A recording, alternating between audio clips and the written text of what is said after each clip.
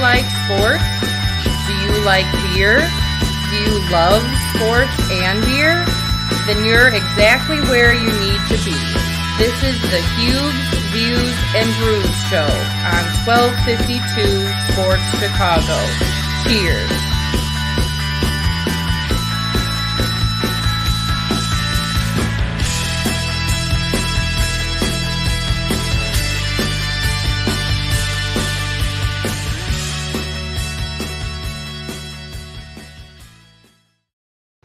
Welcome on in. It is Huebs, Views, and Brews, brought to you by the guys, the good guys, over at the Whistle Sports Bar and Grill 159. And check them out. They are our studio sponsor. We got a little technical problems in the studio, so we're doing it from our homes again today. But don't forget the Whistle Sports Bar and Grill 159. They got a huge Super Bowl party coming up. Lots going on, and they've got all kinds of things going on for Championship Sunday. So check them out. Whenever you get a chance, head on over. Great place. Mark and those guys do a great job over there. Great TVs, all kinds of TVs and setups, I'm sure, for the NCAA tournament. All kinds of things will be going on over at the Whistle. Mike's going to join me in just a couple of minutes. We're going to talk about the Final Four. No, not the NCAA Final Four. I'm one of the only guys. I was trying to push it for years when I was on the Score and then over on ESPN 1000. I love the Final Four, the phrase the Final Four. The NFL is now down to their Final Four. The top two teams, the AFC, go at it, Cincinnati and Kansas City and KC, and the top two in the NFC, the Niners, travel to Philadelphia. It's the Final Four of the NFL. I think that's great, and I wish they could say it that way. I don't know if it's a trademark or what it is, but they're not going to stop me from trademark stuff or anything like that. It's the Final Four of the NFL, and I cannot wait this coming Sunday. First game at 2 o'clock, Niners in Philadelphia. Next game follows around 5:30, and that will be Cincinnati traveling to Kansas City. We'll talk about the games that we just saw this past weekend in just a couple of minutes. But, of course, as always, it is Huebs, Views, and Brews. So I pull out my big Showboat Saloon glass, the big 17-ounce glass. And the beer for today is one of the beers from our sponsor, Nick and Ivy. Nick and Ivy right there in beautiful downtown Lockport, where I'm actually 4 minutes from Nick and Ivy. Stopped there on Friday night. We'll talk about that in a little bit. But Nick and Ivy, born and raised in Lockport. And the beer today is a milk stout. It is called Learned on the Street. And it's one of my favorite beers that Nick and Ivy has. It's a stout with oatmeal cookie. It's like an oatmeal cookie with chocolate chips in it. It's not, you don't have to chew it. Okay. It's a beer, but it's a nice, wonderful stout. You heard it open up. And I'm going to hear it pour. It poured really well the other day. I can't really hear this one pouring, but it's very, very good. Very tasty. And I bought a 4-pack last week. I've got, after this, I'll have one left. So I'll either drink it later tonight or save it for the weekend. I've invited Mike and a couple other people over. Actually, speaking of Nick and Ivy, I've invited Paul over, my brothers to come on over and watch the championship games for Championship Sunday. So let's take a sip of this Learned on the Street. 6.5 alcohol by volume. Very, very smooth. You cannot find a smoother beer, in my opinion, at Nick and Ivy if you're looking for anything other than a lager. I tried their, well, let me try the sip first. So good. Really, really tasty, really good. I tried their Mama's Pills the other day. Mama Onesta is on the corner, a restaurant, an Italian restaurant. They worked the deal and did an Italian Pilsner called Mama's Pills. Had that. It was really good. Very tasty. It's no FatMike lager, but Mama's Pills is very, very tasty. I stopped there the other day, Mike. I went over to a high school basketball game on Friday. I went to Hinsdale Central taking on LT. I saw my good friend Vicky Reed. Her son Carter plays for LT. The gym at Hinsdale Central, they had 3,400 people. It was packed. And after that, I cruised down over to Nick and Ivy, and it was packed on a Friday night. There was a birthday party of 30-some people, and another 25 people came in. One person behind the bar, so I just ordered a Mama's Pills, enjoyed that. And some guy comes up to me as I'm standing there minding my own business in my White Sox jacket, and he points to the board. He goes, you're the Huebner, aren't you? And I said, yes, I am. And then we talked for about 20 minutes. Real nice guy from up in Palatine. He was there for the birthday party, and we talked sports, asked me about the Bears, and we'll get into some of that in a little while. But yeah, it was fun. Like I said, moving 4 minutes from Nick and Ivy could be dangerous, but that's why I joined the Founders Club this year. So I got a free pour. I used my free January pour on Friday night, so that was good. But I did tip him. I did tip, so nice. I wasn't just being a cheap scoundrel. So right, there you go. Which I've been known to be in the past. Yeah, me too. So football this weekend. Sylvie thinks this is the best. This past weekend was the best weekend, and I think it is when the games are good. And for the most part, the games were pretty good. The Philadelphia and the Giants game kind of ruined the whole weekend because that was such a crap game. And, right. You didn't expect Philadelphia to win that easily. At least I didn't. I didn't either. I expected the Giants to make it a game. Yeah, a lot of people were saying that. Just goes to show you how bad the Vikings truly are. True. So, to hang that close. But we'll get to that one in a second. Let's start with Kansas City and Jacksonville. The Chiefs win 27-20. They go to the AFC Championship for the 5th consecutive year.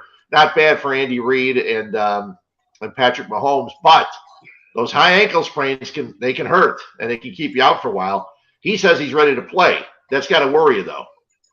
Yeah, I mean, Patrick Mahomes, him and Andy Reid are fantastic together. I mean, let's put that out there first and foremost.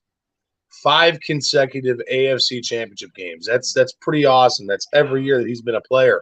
Every year that he's been in the league, Patrick Mahomes. He's an absolute. He's unbelievable. He's a freak athlete. The kid. Yeah. He truly is. He is unbelievable. And when he went down the other night, I gave a gasp. I was like, "Oh no!" Yeah. I gave a gasp, and I also made a bet on the Jaguars, which didn't pay out. But I mean, let's get real here.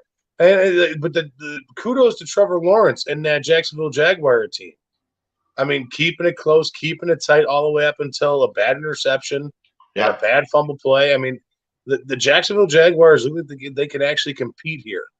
Doug Peterson is the perfect coach for Trevor Lawrence. Yes, just like Andy Reid is the perfect coach for Patrick Mahomes. Yeah. There's going to be a lot of great AFC football in years to come with all the young talent and young quarterbacks that are out there. And these two may, along with Joe Burrow and Josh Allen, be the front runners of every single year for the next 15 to 20 years. Yeah, I mean, it's you're right. You just rattled off 4 really, really good quarterbacks. And Trevor Lawrence, I mean, anybody, unless you were having money on Kansas City, I think everybody was pulling for Jacksonville. It's a team that had 3 wins last year. They came all the way back, and they did what they did this year. They end up in the tournament, in the playoffs, right. And win their first game and coming from behind, and now they have a great opportunity in this game. Lawrence throws a pass to Kirk. They tie it in the first quarter. Then Chad Henne comes in, and Chad Henne, who's done it in the past, and he just marches the Chiefs downfield, a 97-yard drive for a touchdown. Unreal. Yeah, and they got their Harrison Butker, who's this year not been as good as he's been in the past, but nails 2 50-yarders. The Jacksonville Jaguars tried. They had a 10-point fourth quarter, but just not enough. They lose 27-20. But Kansas City, they use their running game. It's funny how Isaiah Pacheco is kind of taken over from McKinnon. McKinnon can go out and catch the ball, but it seems like when they're running the ball, they run it a lot with Pacheco. And he had 14 carries, 95 yards. I'm sorry, 12 carries, 95 yards. McKinnon only had 1 less, but it didn't seem like it. It seemed like if they were handing the ball off, it was always going to him, to Pacheco. And how can anybody leave Travis? I know Travis Kelce's a great tight end, but how can anybody leave him open enough to catch 14 balls? I don't crazy. Get it. Yeah. I don't get it. Travis Kelce is another one of those guys where you got superstar A and superstar. You got superstar 1A on your quarterback. You got superstar 1B as your tight end.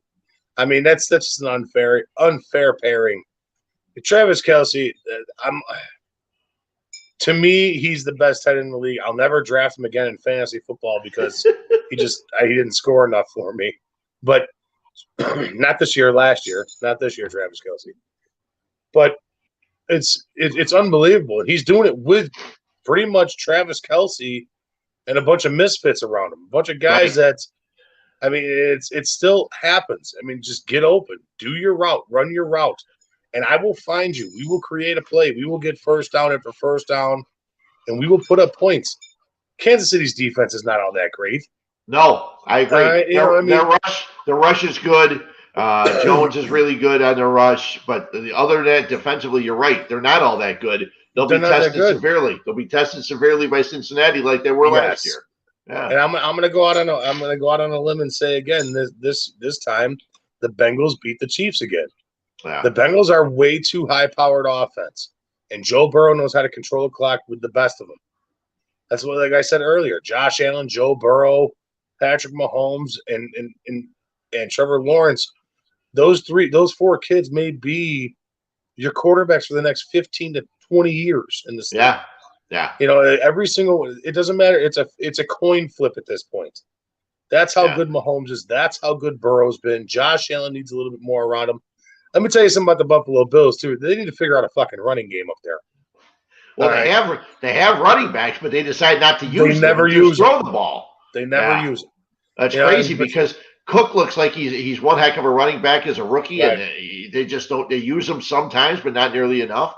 And the same with Singletary. I don't know what they're doing. We'll talk more about Buffalo in a second, but Mahomes for the game, 22 for 30, 195 yards. But as you mentioned, Kelce had 14 catches. They have Kadarius Toney with 5, Smith-Schuster with 2, everybody else 1. Right. Valdez-Scantling late. They don't have receivers. They thought that they'd be able to get a lot more help from Smith-Schuster, Valdez-Scantling this year, and it just didn't help work as well as it needed to be, I think, for them. But they're going back to the championship game, the AFC championship game, like I said, the 5th straight year. Trevor Lawrence, an interception, a touchdown, 217 yards. A lot of people I've heard this week, and today's Monday, obviously, but people I've already heard said they expect to see Jacksonville in the championship game next year because they'll continue to get better. Well, not only that, but they'll have Christian Kirk. They'll have everybody back. Right. It's Christian. It's Christian. No, Calvin Ridley. Calvin Ridley is on that team now, too, who didn't play a snap this year. So you got Christian Kirk, Calvin Ridley, and every other weapon that you have down there. They should be a favorite for the AFC. Or not it should be a favorite to make a playoff berth, especially in the soft division that they're in. Well, and then you got ATN in the backfield. You got Ingram, who showed what he can do at the tight end position. And so they do have a lot of offensive weapons. I like their defense. Their defense played very well. Holding Kansas City in KC. KC had the bye. Jacksonville had to play last week in a really tough game. So I thought Jacksonville did a great job of it. I had Kansas City minus 9.5, and then Jacksonville had to go kick that field goal because they couldn't score a touchdown. They said kick the field goal, then try to get the onside kick. So that cost me a little bit. And I say a little, I'm a $5 bettor. So I say it doesn't cost me a whole heck of a lot. But Kansas City moves on. Not a big surprise to people, but I think the way the game went, they kept it entertaining the entire game. Jacksonville did.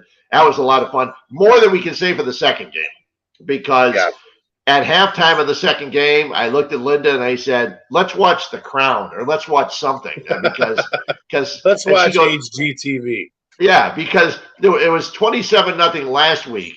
When and then against San Diego with Jacksonville, and I said, "There's no comeback in the cards in this one. You're not going to come back from 28 down to Philadelphia." And Jalen Hurts with a couple of touchdown passes in the first quarter. He gets a touchdown run in the second. Boston Scott, who I guess has scored like 11 touchdowns against the Giants, he scored again in the second quarter. The game was out of reach at 28-0. There was no reason to turn it back on.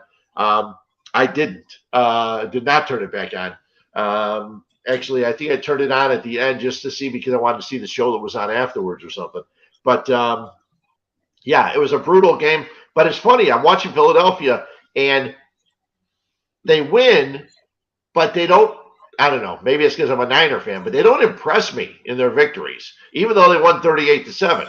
It was like the Giants were miserable. I know Philadelphia's got a really good defense. It showed through. Danny Dimes, not so good, 15 for 27, 135 an interception. They didn't run the ball as much as I thought they would either. Barkley, 9 carries for 61 yards, but I guess when you fall behind, you got to start throwing the ball. Right. But did it surprise you that Philadelphia won this one so easily? Yes and no. Philadelphia is just right now, they're just a really well-oiled machine on both the offensive line, offensive weaponry. Jalen Hurts being a two-way quarterback where he can run and throw the ball. And on the defensive side of the ball, they're just there. They're stacked. They got the most sacks in the NFL this year. I mean, they're constantly there. They're constantly putting pressure on your quarterback. They're pretty good in the secondary. They're not going to give up a lot of points. They are a well-oiled machine right now. They are a scary team, just like the San Francisco 49ers are over the last couple of weeks. Yeah, I expected more out of the New York Giants, though, this week. So did I. They couldn't stop. They couldn't stop Philadelphia. Usually when you play a team for the third time in a year, you come up with some ways to slow them down or stop them. And Philadelphia pretty much – no, they had their way with them. I'm looking here at total yards. Philadelphia, 416. The Giants, 227. The first downs, 26-13. Not nearly good enough. 5 sacks. They got to the Giants quarterback 5 times. It was brutal. Now it's funny too because those New York fans, they jumped so fast. They were so excited with them getting to the game in the divisional round. But as soon as they lose, they're just all over. Everybody, all over management, all over Jones and everything else like that. I think they stick with what they're doing and make some tweaks here and there. Their division's always going to be tough. It's never going to be an easy division. No, the NFC East is always going to be tough. The NFC East is a tough division, no matter who's in there. The Giants always play decent football. The Giants never suck for long. That's one thing I've realized growing up. They never stink for very long. Yeah. All right. And that's the truth. The Cowboys, in my opinion, always stink. That team blows. Okay. All right, but the Washington Commanders or whatever the hell Commodores, whatever you want to call them, and then you got oh Jesus, what I'm blanking. You got Philadelphia. You got Philadelphia. The Giants, Cowboys. Yeah. And Philadelphia was in a kind of a turd cellar there for a little bit too after Donovan McNabb left, and but they haven't stunk for very long either. They don't stink for very long. It's a tough division to win, and it doesn't matter if each team gets. I mean, it seems like when one guy gets hurt on one of the other teams in the NFC East, another big guy on another team gets hurt. So like all the teams float around 9-7, 10-7. Every single year, it's the same exact thing. Now, but the New York Giants, the one thing I will say is this, and I've said it over the last couple of weeks with you, Fred, is that Brian Daboll is the perfect fit for that New York Giants team. Yep. He truly is. He went from a big, lumbering body with a big arm who can run the ball, who can see the field a little bit, Josh Allen, and progressed him into being what Josh Allen is today. Danny Jones has never had that. Right. Through his first 4 years up there as a New York Giant. Now Brian Daboll's there, and we see Danny Dimes excel tremendously this year.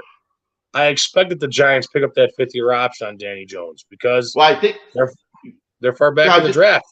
Yeah, I was just going to say, I think he ran for 700 yards this year, and I think they showed a stat of that he gained a ton of first downs this year. Yeah, I want to say it was 67 first downs by running the ball. And can you imagine if you get him a little bit better of an old line and an actual number 1 wide receiver, what he can do? Yeah, they thought Kenny Galladay was going to be that guy. He wasn't. The guys they had really struggled. I mean, James 7 for 51. After that, it's Barkley out of the backfield, Breida out of the backfield. They just didn't have the receivers they need to compete when it gets to the playoffs. During the season, not bad, but in the playoffs, it was not going to work. We'll take a look at the games that were played Sunday. Those were some good games. Well, unless you're a Buffalo fan. And Damar Hamlin can only do so much with his halftime speech and being up in the skybox. It snowed the entire game, but it's funny. It was one of the few times I saw it snow in Buffalo where it didn't seem to accumulate a lot, and it didn't It's seem to kind have of crazy. Yeah, it didn't seem to have much of an effect on the game. So we'll get back. We'll talk about those couple games. We got a lot of other stuff to talk about. We got some things to talk about with the Bears, some baseball stuff. Lots going on. We got some beer talk at the end of the show. Huebs, Views, and Brews. Fat Mike and me, Fred Hubner. We'll get right back to it here on 1252.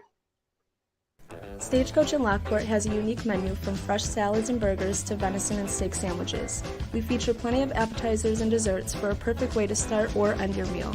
Come into our country western bar and dining room or relax outside on our patio sitting in the heart of downtown Lockport on State Street.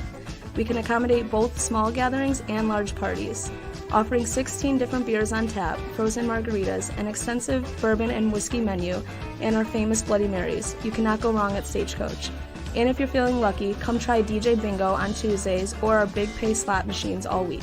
Stagecoach is located at 1028 South State Street in Lockport, Illinois. Everyone is a friend at Stagecoach. Hope to see y'all soon.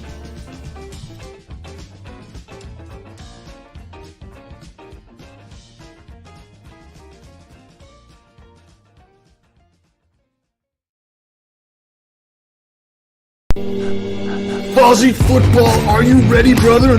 Real football action on a glossy game surface played shuffle style. Slide a shuffle puck at pass or run targets, and a free mobile app keeps track of every game detail.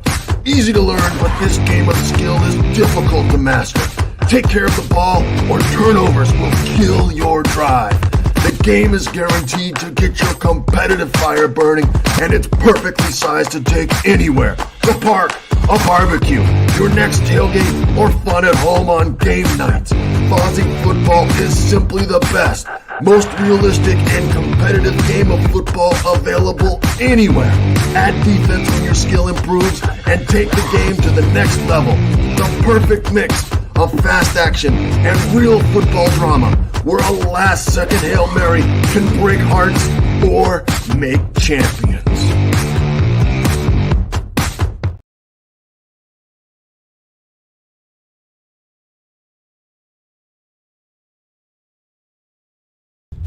Hello, this is Paul from Nick and Ivy Brewing Company. We are located at 1026 South State Street in historic downtown Lockport, Illinois. We are very excited to be partnering up with the FatMike Chicago Sports Show, as well as the 1252 brand, because we are one of the few Chicagoland breweries that embrace sports and sports culture. Come in for a fresh brewed beer made right here in Lockport while catching the game of your favorite team. Stay for the live music that we have booked every weekend, or just come for a cozy atmosphere to enjoy a good conversation with a friend, loved one, or complete stranger. Nick and Ivy makes you feel right at home no matter what the occasion is. Follow us on Instagram and Facebook by searching for Nick and Ivy Brewing Company. Visit our website for our up-to-date tap list or to go shopping on our online store at nickivybrewing.com. That's Nikivy brewing.com. Come in today for a fresh brewed beer born and raised in Lockport, Illinois. I actually just did hit the website up because I wanted to see exactly how they described Learned on the Street, the beer that I'm drinking for today's show. And they did say milk stout. And again, an oatmeal cookie with chocolate chips, smooth as can be. I was sharing some with the guys 2 Mondays ago when we were out there watching the championship game. I had a couple of Learned on the Streets. Really, really tasty. And I did mention before you came on that I did invite you over for Championship Sunday. So, hopefully you'll be able to make it. Nobody will be sick this week whenever you come over. You know, it'll be nice. We'll have a nice little. I know. gathering. The Megster and I will be there. The wife and I. Cool. She'll have a good time. It'll be fun. We'll have a great time. I invited Paul. We'll see. And also, Paul's got his chili cook-off coming up on February 5th. The perfect Sunday over at Nick and Ivy. You want to taste some chili. And guess what? Me and Linda are both making pots of chili. There you go. So I'm gonna try and figure out, maybe I'll put some Learned on the Street in it.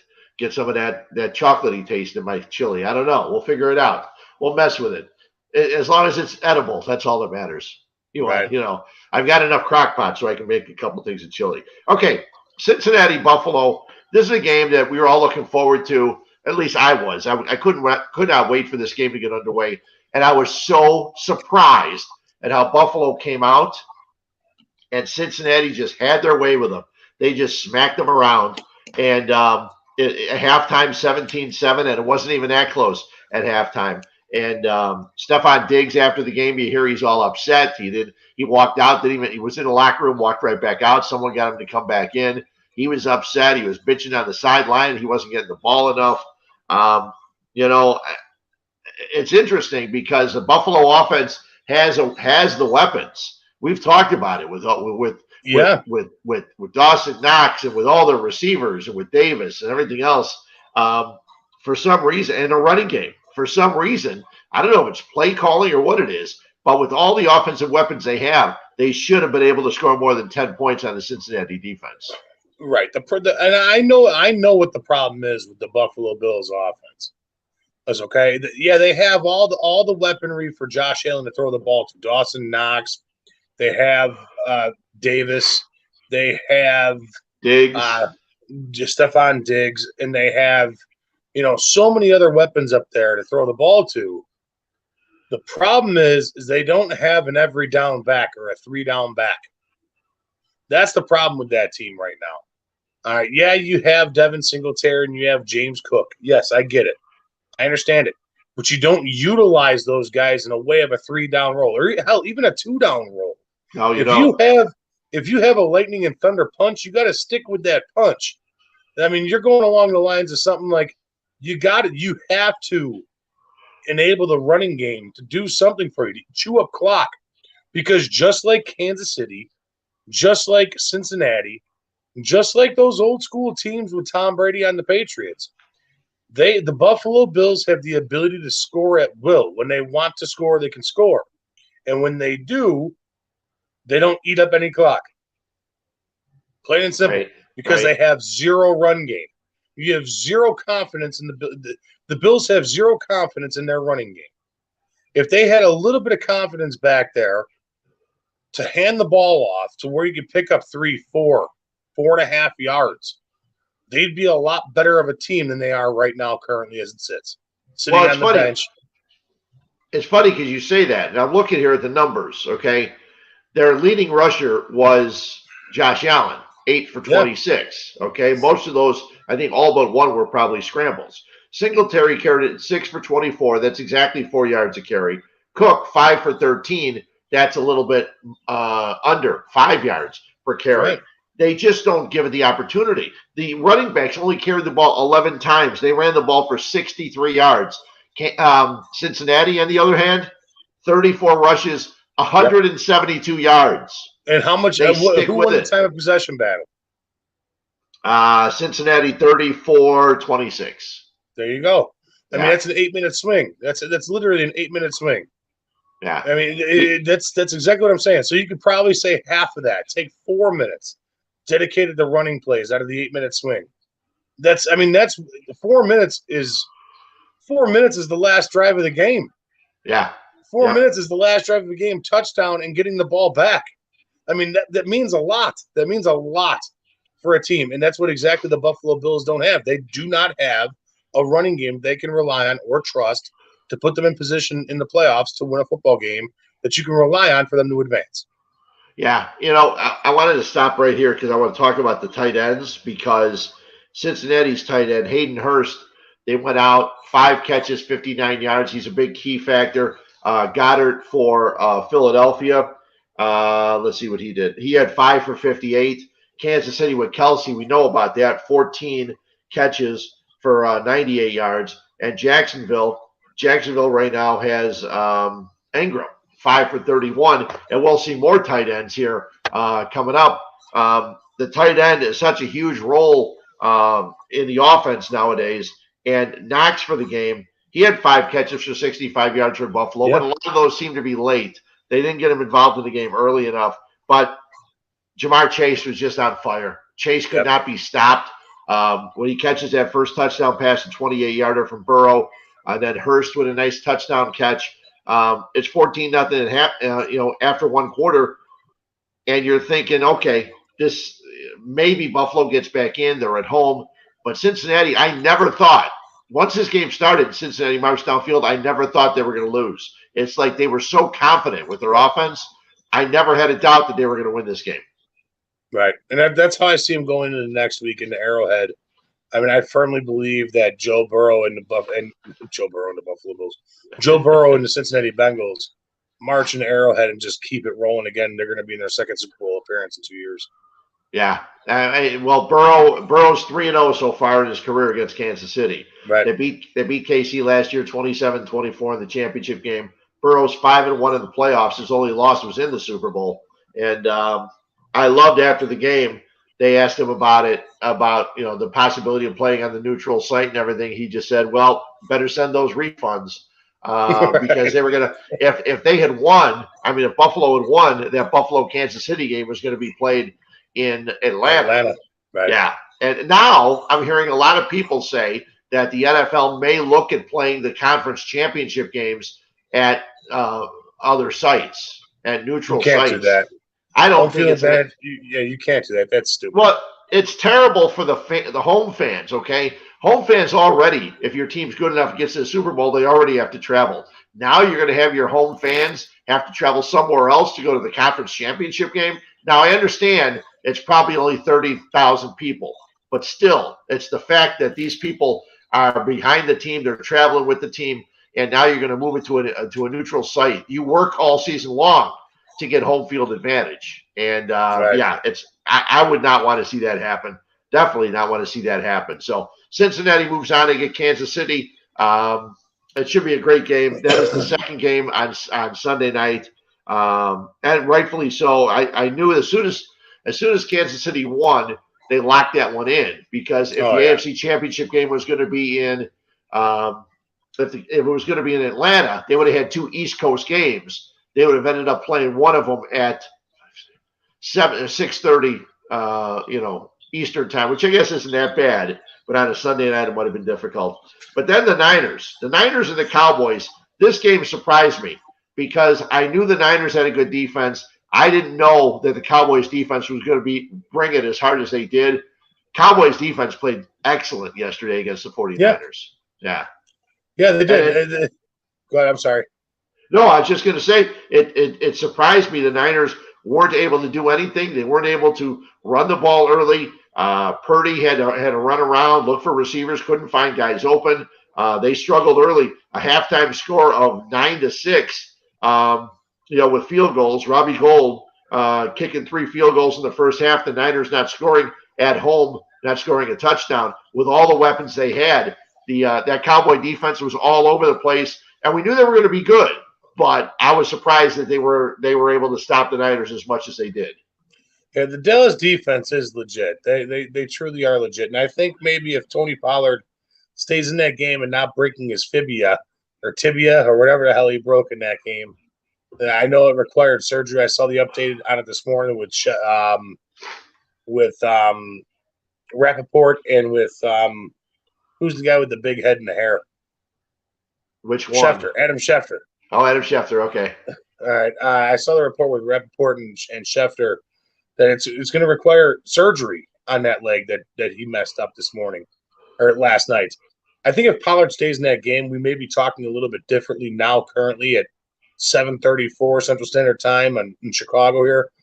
All right. But give credit to where credit's due. The San Francisco 49ers stopped a legit team with offense. I mean, that was put to their test. You got CeeDee Lamb, you got Michael Gallup, you got Dak Prescott, you got Dalton Schultz, you got Ezekiel Elliott, Tony Pollard, another team that's high potency offense, and the San Francisco 49ers shut them down. Yeah. Well, did what they had to do to win that game. Those interceptions early kind of slowed Dallas's progress. The one interception. Right. And that's everybody's starting to make the mold of Dak Prescott where it's no longer, Dak the QB. It's Dak, give it back Dak. Yeah. Because that's exactly what he does. Every time he has the ball, he's going to give it back at least once, twice a game. You just got to key up on those turnovers, on those takeaways from the defensive side of the standpoint. And Dak Prescott and the Dallas Cowboys, I've never been a Cowboy fan. I was so happy last night watching the Cowboys just completely choke and shit the bed. It was like, you know what? Good, because you guys are frauds. Then the Dallas Cowboys are frauds. We've seen it all year long. If it didn't happen this week, it was going to happen next week when Philadelphia just pounds them into the turf. Like it's not fair. Kudos to San Fran. San Fran is a good team. Kyle Shanahan, great run of that offense with Kyle Purdy right now, 7-0 as a starter. Mr. Irrelevant, 7-0. That goes a long way. You and me can play quarterback for the San Francisco 49ers, Fred, and we'd still average 205 and 2 tutties. Yeah, Brock Purdy, 7-0, as you mentioned. They had back-to-back long scoring drives in the second half that got them the victory. Their 12th consecutive win. Everybody thought that when Garoppolo went down, they were going to be screwed. Here they go to their third-string quarterback. Purdy now joins Joe Flacco and Mark Sanchez as the only rookie quarterbacks to win 2 playoff games. Okay, that's amazing. It's also amazing that Flacco won a Super Bowl. That's pretty bizarre. But the other thing is, there's an advantage to having more than one running back, and like the Cowboys had with Elliott and Pollard, that's a good thing. The problem is that you don't get one guy to dominate. I'm looking here for carries for the game. Elliott had 10 carries. Mm-hmm. If he's your top running back, you need more than 10 carries out of Ezekiel Elliott. And when you change him around, Pollard had 6 before he got hurt. That's not nearly enough for them. They need to have more of a running game. And I know this sounds weird because nowadays, as we talked about, Buffalo doesn't have a running game. And where's Buffalo now? Their running game doesn't do the job. So you look at the teams that are advancing and playing, okay? You've got Cincinnati, who's got a running game. The Niners, who have a running game with McCaffrey and Mitchell and Deebo Samuel when he's in the backfield. Okay, you have running backs in this game. You have Philadelphia, who has a ton of running backs, okay? Gainwell had a big touchdown late in the game. They have Sanders. They have their running backs. But the running game's huge, and it seems like they give Ezekiel Elliott, he gets all this money. He's just not – he's not the guy that is the load carrier. He can't carry the load for them. And the Niners, everybody knows I'm a Niner fan. Again, I'm wearing my Niner shirts. I had a shirt on the other day. 3 days in a row with Niner shirts. I don't know. I think I can do it all week long. But Robbie Gould with 4 field goals. George Kittle with just a ridiculous catch on one of those drives late in the second half, that a 30-yard catch where it bounces off his hands, off his helmet, then he grabs it and pulls it in just in time to pull it back. Otherwise, it would have got hit and knocked out of his hands. Right. And they played well. They played well in the second half. Their defense did step up. I was wondering why Bosa was on the sideline when Dallas was driving in one series. They said, well, Bosa's on the side. I'm going, why is he on the side? And the announcers, and by the way, I love Greg Olsen. I don't know about you. I think Greg Olsen does a great job. I think Greg Olsen does a great job of broadcasting and a great job of breaking things down. He explained the Dalton Schultz going out of bounds, but stepping backwards out of bounds where the clock doesn't stop if you're forcing you to go backward. To be honest with you, I did not know that rule. Yeah, I did not know that rule. And then Schultz stepping on, just catching the ball with one foot in and going out of bounds at those 2 plays really hurt the Cowboys. Yeah, they definitely did. They had an opportunity at least to move it down and have a better chance at a Hail Mary or a ball into the end zone. Everyone's questioning and making fun of the Cowboys' last call of the game. And, sure, it wasn't set up right with Ezekiel Elliott snapping and things like that and the ball going where it shouldn't have gone. But they had no chance. They had to come up with something to try and figure out a way to maybe get something to work. I don't know. I didn't have nearly the problem, and maybe it's because I'm not in radio now for a full year that I'm not nearly as nitpicky or angry. I don't pick on people or pick on little things as much. Broadcasters, I will. I thought that Kevin Burkhardt I usually like, but there was one time he said, "Oh, that ball seemed to be tipped." I'm sitting on my couch watching the game. I go, well, the ball was clearly tipped. Did you not see that? How are you? And he did that a couple of times yesterday. And Linda's sitting on the couch. She's going, can't you just let it go? I said, no, not if I go, if I'm sitting on the couch and I'm explaining stuff better than he is, something's wrong. Right. And he was doing that yesterday. I like him. I think he's pretty good. He's going to be around for a while. I'm not a big Joe Davis fan. I'm not a big fan of him. Yeah.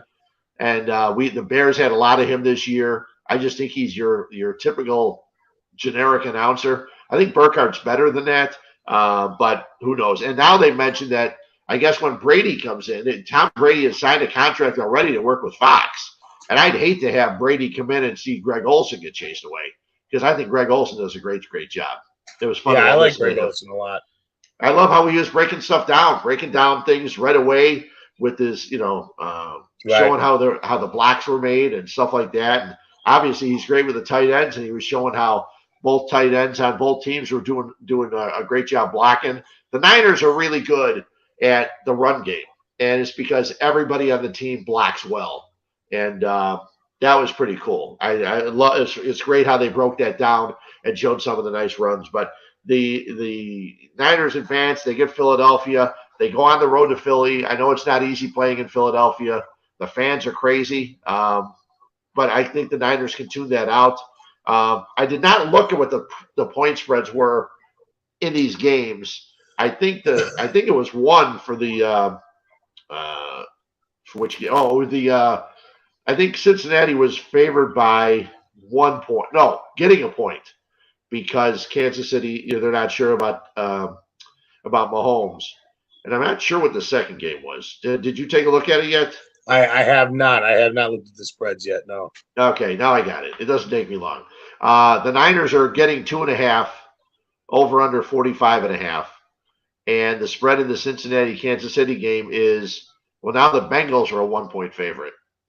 So I guess earlier today the Bengals were getting 3. So if you got your bet in early, you got the Bengals at 3 points. Right. I know you said you like the Bengals. The only thing that makes me iffy about the Bengals going into the game next week is, as we talked about, they're Burrow's 3-0 against Kansas City. Yep. You're not going to beat them all the time. And now it's another championship game. We said the same thing about Tom Brady and Peyton Manning. I know. Tom Brady's not going to be Peyton Manning all the time, yet he did. I know. Yeah.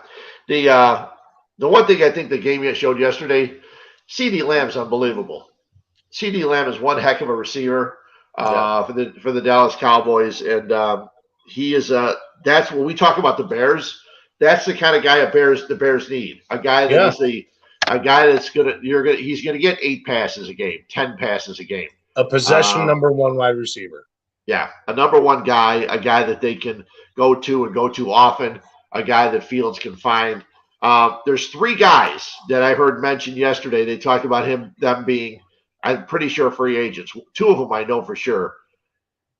Would you spend the money on Saquon Barkley? No. I wouldn't either. First, he's a heck of a running back, but he's got a history of not being healthy. Right, and from what I hear, I heard that he doesn't want to change the pay rate on running backs. He just wants to get paid like Christian McCaffrey. Okay, well, that's $16 million a year if you're going Christian McCaffrey type money. Yeah. You don't pay a running back that type of money. No, I think $12 million a year. I guess he had turned down $12 million.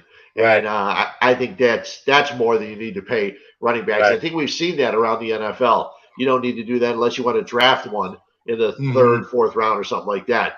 The other guy, which I know immediately, say his name, you're going to say yes. Should the Bears go after Brandon Ayuk? Yes. Yeah, I know it. I mean, yes. And he's a hell of a wide receiver. He does everything the right way that you want a wide receiver to do it. He is Brandon Ayuk, if given the chance and balls thrown to him, can be every bit of Hines Ward, maybe better. Yeah. Blocking, strength, speed, agility, catching, route running, the whole 9. He is an every package wide receiver. I would take Brandon Ayuk in a heartbeat. Yeah, I agree. There's no doubt about it. You can get a guy like Brandon Ayuk on this team, and wherever he goes, if he stays in San Francisco, if he goes somewhere else, he will be a star, if he's not already, which I think he is. Now, I thought Dalton Schultz was also a free agent. And as a tight end, he's a guy that was able to catch the ball last week, not yesterday, but last week. He was able to catch the ball and do it well. He reminded me of Dawson Knox catching the ball. And we Right. talked, your one of your least favorite players of the Bears is Cole Kmet, a guy that Right. that is still going to be here, I'm sure. Right. But he's not Dalton Schultz. He's not Dawson Knox. No, He's he not is not. Kelsey. He's not Kelsey. He's not Kittle. He's not those kind of guys. They can use those kind of guys. I'd love to be in not the draft room, but you've seen the movies and TV shows where they got the big board and here's what they need. Tight end. The Right. tight end need, Cole Kmet could be a great second tight end. Okay. But he can't be their main guy if they're going to throw all the time to the tight end like these other teams do. I'm not a fan of Cole Kmet. I know. All right. And I've never wanted Cole Kmet to be Travis Kelce or Gronkowski or Antonio Gates or Tony Gonzalez or Kyle Pitts or George Kittle or any of the – he's not that guy. You can't be what you're not. Yeah, you stop can't be what you're trying not. to make it. And this is something that's force fed to us here in Chicago and Chicago media and on Chicago Sports Radio, is that he was supposed to be that guy. If he's not that guy, and he can be Heath Miller, yeah, I'm okay with that. I agree. All right.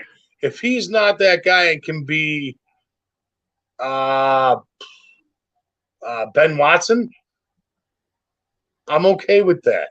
Right. All right. But just make him that guy. That's what I'm saying. If he can catch 5-6 balls a game for anywhere between 45 and 65 yards and the occasional touchdown, I'm okay with that. Yeah. He's the guy that can get the first downs. He's the guy that can get the first downs, be the outlet. Yeah, be the outlet for Fields when Fields is in trouble. A guy that he always knows where he is. And I think that would be wonderful. Absolutely wonderful. I'd be okay with that. Yeah. Couple quick things, and we get off football for a minute. The White Sox single game tickets go on sale February 2nd at 2 o'clock. So that's 2 o'clock. And everybody saw the diagram of what the tickets are going to be, and they're nickel and diamond people here and there. And you want to sit, there's now like primary bleacher seats and secondary bleacher seats. And if you sit in row 9, they cost you one thing, and you sit in row 10, there's something else or whatever.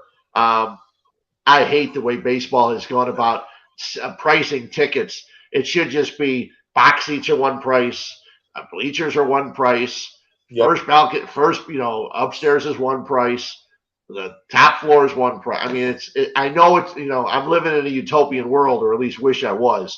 But every single ticket price is a different price. I know hockey does it, basketball does it. It's awful. It's for the fan. It's awful. I'm sure the analytics show that that's the way the teams can make the most money, but it's brutal as a fan trying to go to sporting events. Yeah, no, I'm not a fan. I'm not a fan of the way how they price tickets either. I've seen the same exact thing that you saw.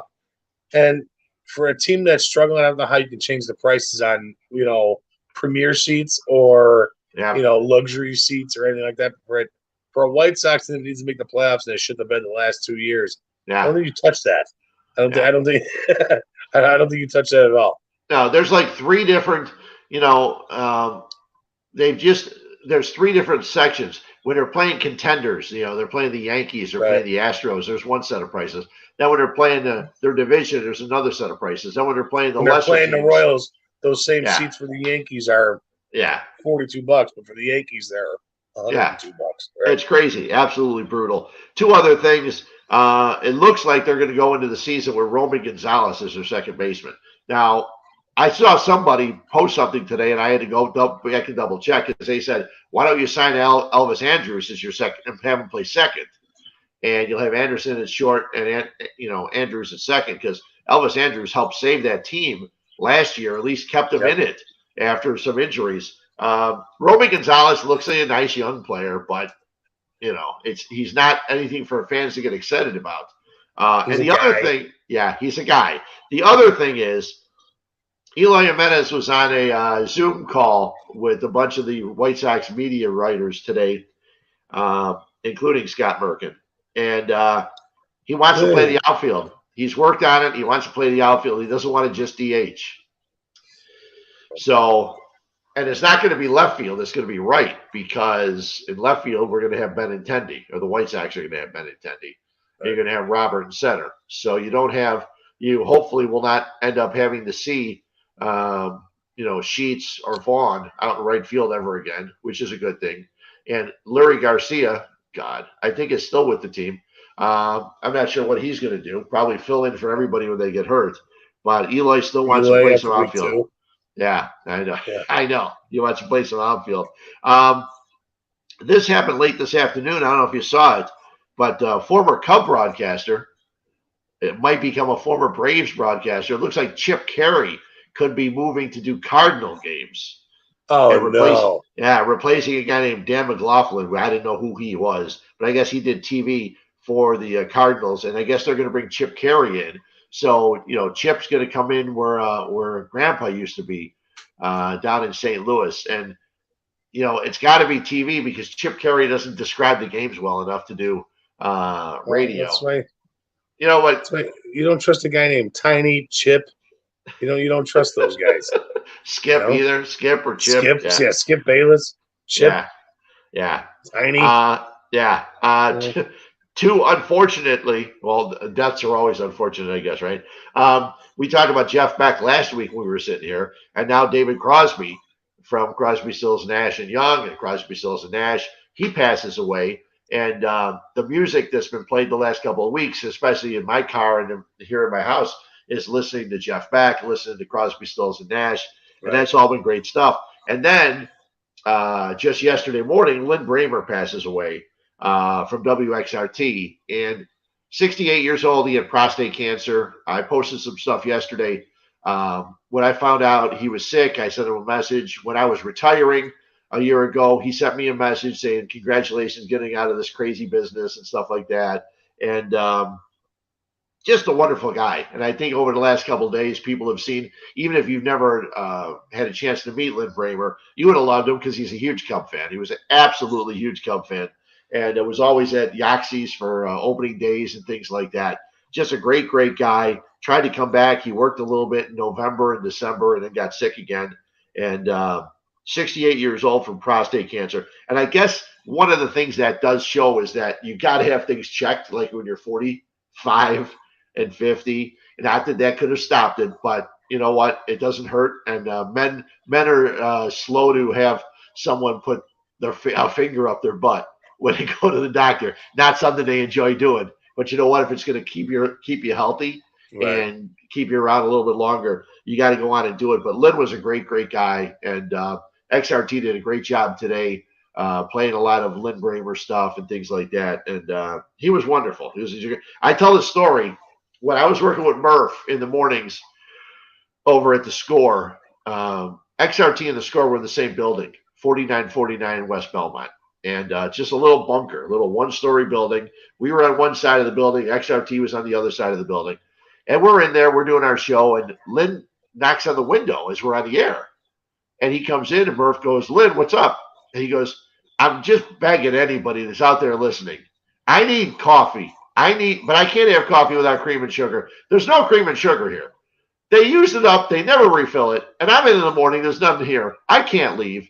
So the next thing you know, there's knocks on our back door during commercial breaks, and during the show, the producers got to run to the back door. People kept bringing cream and sugar and sweet and low and whatever they wanted, whatever he asked for, because he jumped on and asked. And I mentioned that story to him, and he said, yeah. He goes, all I wanted was my coffee, and I could never have it. They would drink it. They would never fill up the stuff. So just a great guy, and anybody that ever had a chance to meet him, they know he was just a wonderful, wonderful person. I hate talking about deaths, but as we get older, everybody, you're young, you're a pup still. But as I get older, 65 now, as I get older, people that are closer to my age are passing away. He's 68. People are 72, 73. It's like, that's not right. That's too young. You'd be like 90. There was a lady that died the other day. She was 113. Now I don't want to get that old, but you know, that'll be crazy. But Yeah, you want to stick around a little bit longer than 68. And Right. Lynn was a great guy, but he lived there. And he used to, I guess he said he used to say a lot on his shows. He said, "Take nothing for granted. It's great to be alive." And that was one of his catchphrases. That, along with he would tell everybody that I'm your best friend, and he was to a lot of radio people. So Right. yeah, it makes me think that maybe I shouldn't have been as angry to some of the callers on the score. Because I can just see when something bad happens to me. Yeah, he deserved it. He's a bastard. But anyway, hopefully there's enough people that will say good things about me. I think I paid you once to say some good things about me if something happens. So Oh, it'll be yeah. good. Oh, yeah. Yeah. So I got some beer stuff, so you can sit back and enjoy and relax. Yeah. You do you. Yeah. I'm gonna sign out and watch you talk. Yeah, we'll do a few more sponsors, and then we'll do some beer stuff and wrap things up. Fat Mike, Fred Huebner, Huebs, Views, and Brews on Mondays here on 1252 Sports. Thanks, guys. Thanks for having me. I appreciate it. Freddie, thank you again. I really do. Always, Mike.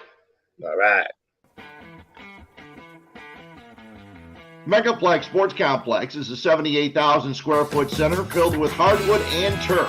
They have baseball rentals with batting cages, softball, soccer, lacrosse, gymnastics, cheerleading, cornhole, basketball, volleyball, and pickleball. It also features a bar and grill with the best pizza and beef sandwiches around. They cater to events such as birthdays, graduations, corporate parties, as well as memorabilia shows. Check them out at Megaplex Sports Complex, 15301 South Bell Road in Homer Glen, 708-966-4210.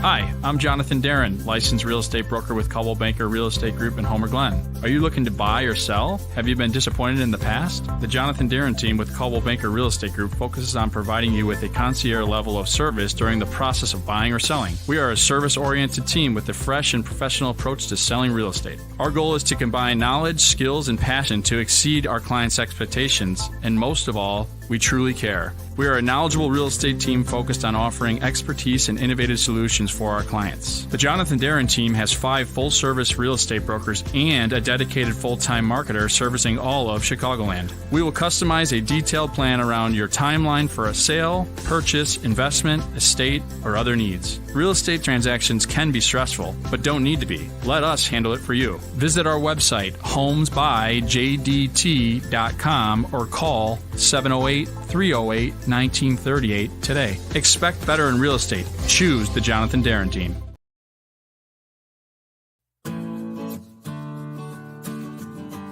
Hi, this is Kathy O'Connell at Coach's Corner, located at 8118 West 143rd Street in Orland Park. Our phone number is 708-364-1026.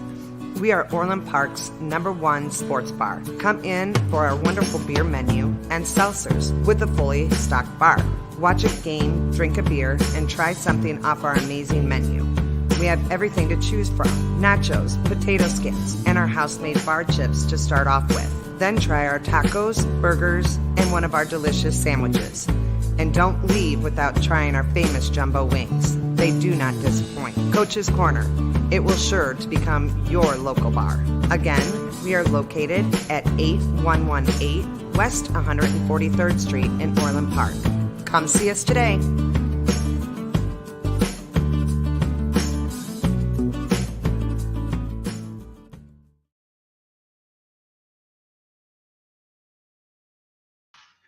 The show is almost over, and you wonder how I know that. It's because my beer is almost gone.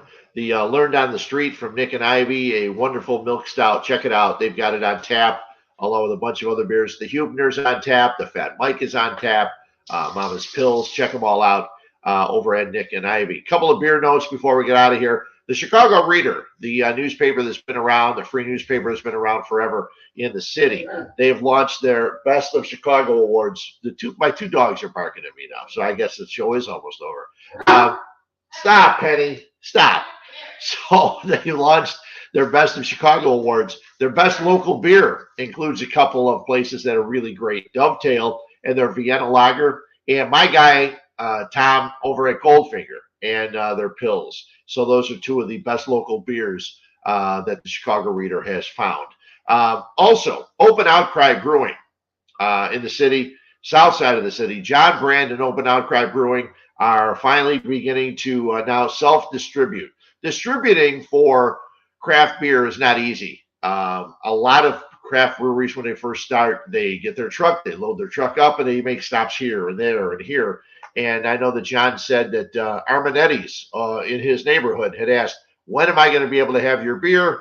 John said, well, now you'll have it. And John Brand, great guy. If you may have seen him on our show, and also he was on, he's been on WJOL and Joliet a few times with our guy Chet Brett doing some radio stuff. But John is a great guy. His beers are amazing over on the south side. Check him out at Open Outcry. Orange and Brew, Eric Schmidt, my guy, is having a pilot project tap takeover. Now, pilot project is in the city. There's also one up in Milwaukee, I think. They're a brewery incubator and a tasting room. So what they do is people that have ideas, I guess once or twice a year, they take ideas from certain brewing groups and they say, okay, it's a good idea. You can brew your stuff here. So 3 of those breweries are going to be having a tap takeover at Orange and Brew coming up on February 9th, 5 p.m. Azadi Brewing, Brewer's Kitchen, and also Funky Town. Our guys at Funky Town make some great beer. We had them on probably a year ago now. Some wonderful beer over at Funky Town, but you can check that out, Orange and Brew in downtown Downers Grove on February 9th at 5 o'clock. And one last one, if you're in the New Lenox area, I'm not far, I'm in Lockport now, but there is a new Hickory Creek Brewing location. They've opened in New Lenox on Schoolyard Road, I want to say it is. So check them out, Hickory Creek Brewing. I know that out in Shanahan, Will County Brewing's getting ready to open up their second location. So a lot of beer stuff all over the place. We'll get past some of the cold weather. There's a little bit of snow coming in this weekend, but we'll get past all this. The spring will come around. We'll hit all the breweries, and cannot wait. I think the Monday between the championship games and the Super Bowl, we'll do like an all beer show. A little bit of football maybe, but other than that, a lot of beer talk. So that'll be coming up in a couple of weeks when there's no football to be played on Sunday, February 5th. The Super Bowl coming up on February 12th. Thanks to Mike for jumping in as always. Thanks to Nick and Ivy for this wonderful, absolutely wonderful Learned on the Street beverage, which I'm almost finished with. It's 8:03.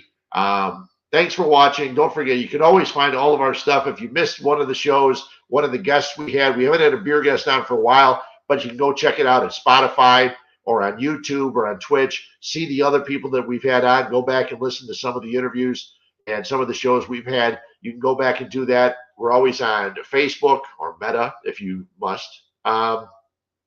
YouTube, Twitch, and Spotify with the audio. So thanks to Mike again. Mike does his shows on Wednesday. We got the hockey show coming up later on this week. Don't forget Harry and his picks. All of it right here on 1252. Thanks a lot. Have a great evening. Thanks for watching.